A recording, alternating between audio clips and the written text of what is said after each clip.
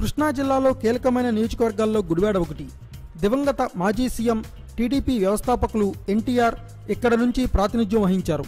టీడీపీకి కంచుకోట లాంటి నియోజకవర్గమైన గుడివాడలో గత దశాబ్దన్నర కాలంగా టీడీపీ హవా కంటే సిట్టింగ్ ఎమ్మెల్యే కొడాలి నాని హవానే కంటిన్యూ అవుతోంది.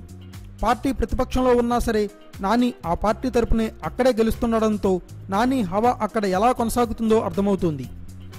2004, 2009లో టీడీపీ తరపున గెలిచిన నాని 2014 ఎన్నికల్లో వైసీపీ తరపున కూడా విజయం సాధించారు. ఈ 3 సార్లు నాని గెలిచిన పార్టీ మాత్రం ప్రతిపక్షంలోనే ఉంది.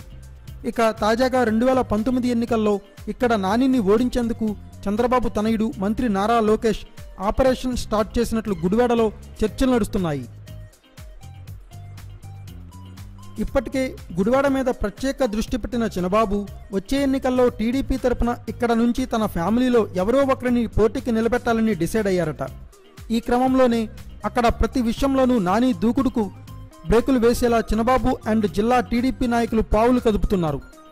తాజాగా అక్కడ జరిగిన 19వ వార్డు ఉప ఎన్నికల్లో సైతం వైసీపీని ఓడించి నాని క్రేజ్ తగ్గించేందుకు టీడీపీ విశ్వ ప్రయత్నాలు చేసింది. ఇక వచ్చే ఎన్నికల్లో లోకేష్ కూడా ఎమ్మెల్యేగా పోటీ చేస్తున్నారు.